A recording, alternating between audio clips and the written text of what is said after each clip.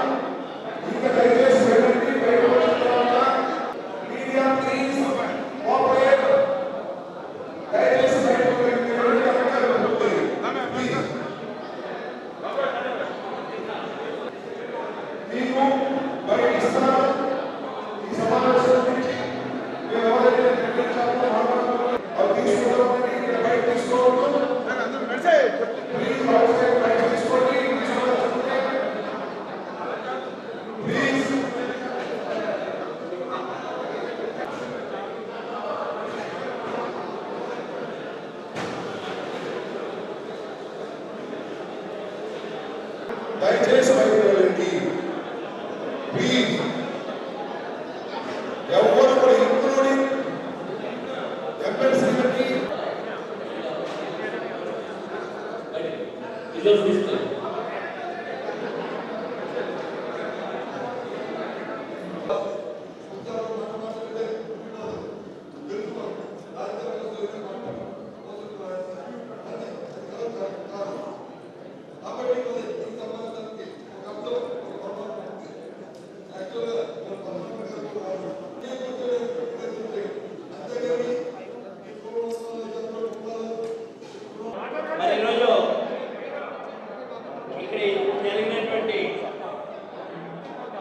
ఈ యొక్క చర్చలు విషయాలు ఈ సందర్భంగా జరిగినటువంటి సమావేశంలో వచ్చినటువంటి విషయాలన్నీ కూడా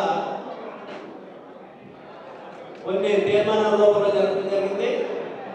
ఈ రాష్ట్రంలో ఉన్నటువంటి అందరూ కూడా ఈ మీటింగ్ యొక్క ముఖ్యమైనటువంటి ఉద్దేశం ఏంటనేటువంటి ఆతృతగా ఎదుర్కొంటున్నారు.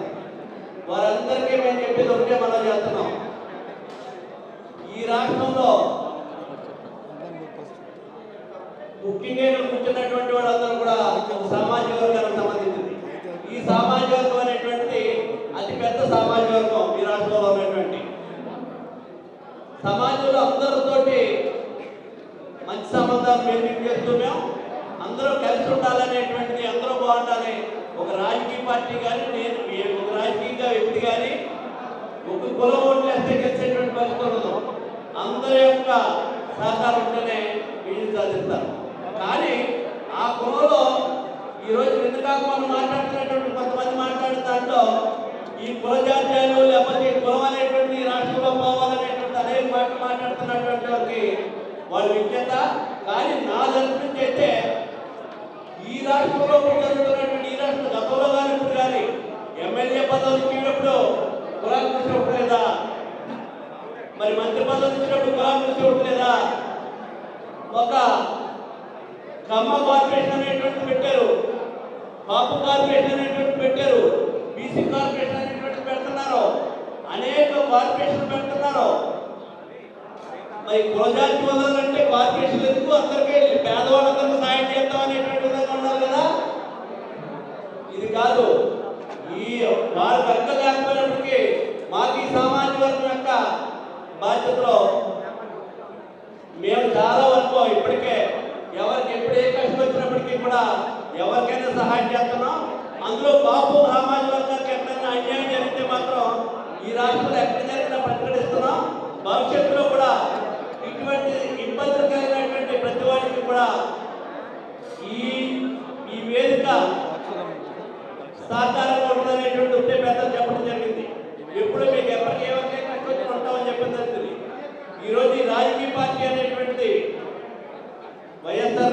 పార్టీ అనేటువంటి భవిష్యత్తులో అధికారంలో రాబోతున్నటువంటి పార్టీ, అధికారంలో రాబోతున్నటువంటి పార్టీ కోసం, రేపు అధికారంలో రావడం కోసం ఈ రాష్ట్రంలో జరుగుతున్నటువంటి పరిణామాలు కానీ, ఈ రాష్ట్రంలో ఉన్నటువంటి అధికార పార్టీ చేస్తున్నటువంటి దుర్మార్గాలు కానీ, అన్యాయాలు కానీ, వీటన్నిటిని కూడా ఎప్పటికప్పుడు ప్రజల దగ్గర నుంచి వచ్చినటువంటి ఇబ్బందులు, ప్రజల సమస్యలు, వీటన్నిటిని కూడా ఎప్పటికప్పుడు ఖండిస్తూ ప్రజల పక్షాన్ని నిలబడటం కోసం ఏర్పాటు చేసినటువంటి సమావేశానికి ఈ ప్రభుత్వానికి ఖచ్చితంగా మా డిమాండ్స్ ఏవైతే ఉన్నాయో కొన్నిసార్లు డిమాండ్స్ రేపు మళ్ళీ ఇంకోటి తెలుగుబడి మాట్లాడతారు. మీ ప్రభుత్వంలో ఏం చేశారు, మీ ప్రభుత్వంలో ఎన్ని చేశారా అని అడుగుతారు. ఫలితాలు అనేటువంటి చూసాం, చాలా వరకు చేసాం. భవిష్యత్తులో మీరు భయంకరమైనటువంటి మాకంటే ఎక్కువగా ఉన్నటువంటి దుర్మార్గమైనటువంటి పరిస్థితుల్లో మీరు వెళ్తారనేటువంటి ఈ రాష్ట్రంలో జరుగుతున్నటువంటి పరిణామాలు చూస్తున్నాం. ఖచ్చితంగా ఈ రాష్ట్రంలో ఉన్నటువంటి సామాజిక వర్గానికి అండదండగా మేమందరూ ఉంటామనేటువంటిది మరొకసారి మనం చేసుకుంటూ మరి పెద్దలు మా నాయకులు సత్యనారాయణ మాట్లాడతారు.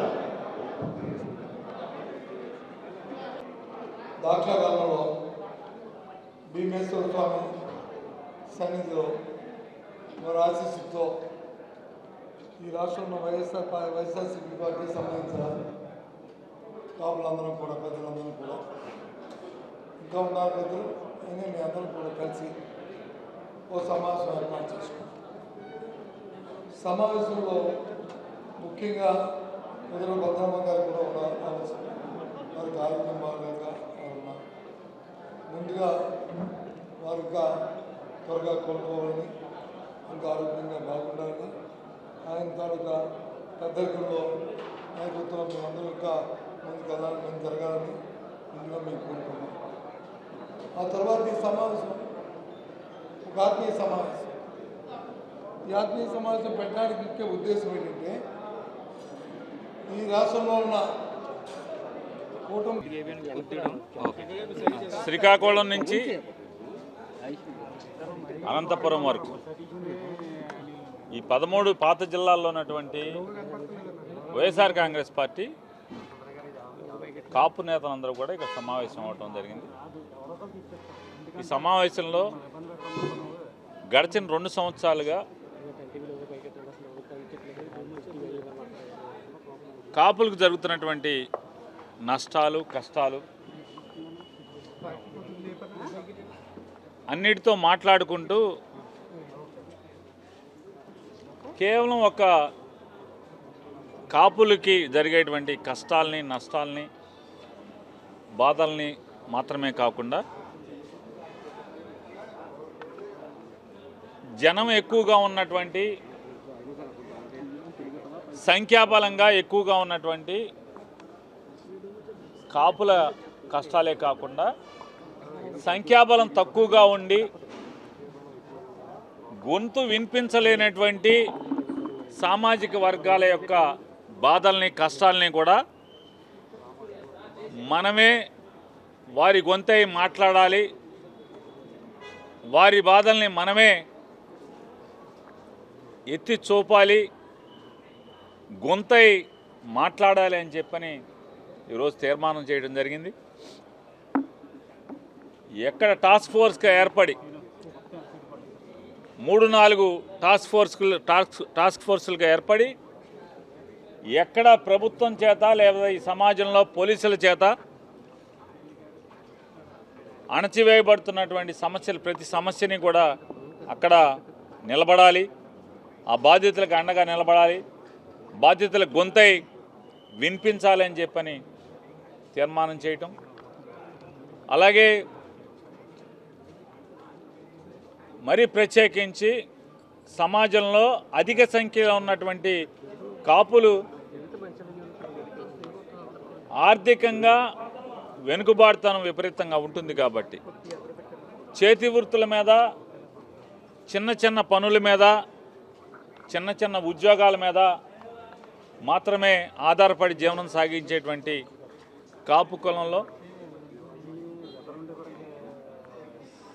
ఆర్థికంగా అంటే పేదరికం నుంచి బయటికి రావాలంటే పిల్లల చదువుల ద్వారా మాత్రమే కాపు కులంలో ఉన్నటువంటి కుటుంబాలు ఆర్థికంగా ముందుకొచ్చేటువంటి లేదా పేదరికం నుంచి బయటకు వచ్చేటువంటి ఏకైక మార్గం చదువే. కాబట్టి గడిచిన 2 ఏళ్లలో ఈ ప్రభుత్వం చదువుకి ఏమాత్రం కూడా సాయపడకుండా ఫీజు రీయింబర్స్మెంట్ పథకంలో ప్రభుత్వం కాలేజీలకి డబ్బులు చెల్లించకపోవటం వల్ల కాపులు విపరీతమైనటువంటి పిల్లల చదువు విపరీతమైనటువంటి భారం అయ్యింది. కాబట్టి తక్షణమే ప్రభుత్వం మీద ఒత్తిడి పెంచాలి. కాపులతో పాటుగా మిగతా పేదరికంలో ఉన్నటువంటి అన్ని వర్గాలకి కూడా మేలు చేకూరేలాగా కాలేజీల్లో ఫీజు చెల్లించేలాగా ప్రభుత్వం మీద ఒత్తిడి తీసుకురావాలని చెప్పని, అలాగే వైఎస్ఆర్ కాంగ్రెస్ పార్టీ కంటే కూడా ఎక్కువగా చేస్తాం కాపులకి అని చెప్పి సంవత్సరానికి 3,000 కోట్ల రూపాయలు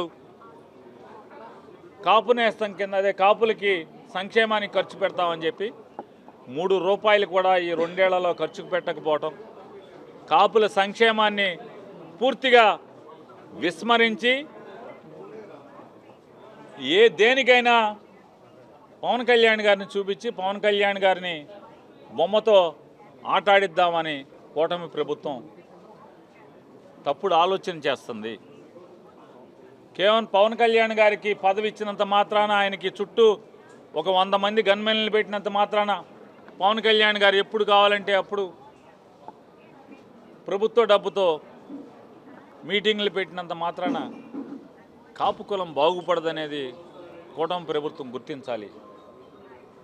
ఎస్, మాకంటూ ఒక నాయకుడు కావాలి, మా కులానికి కూడా ఒక పార్టీ కావాలని ఇన్నాళ్ళకి ఒక నాయకుడు రెచ్చగొడితే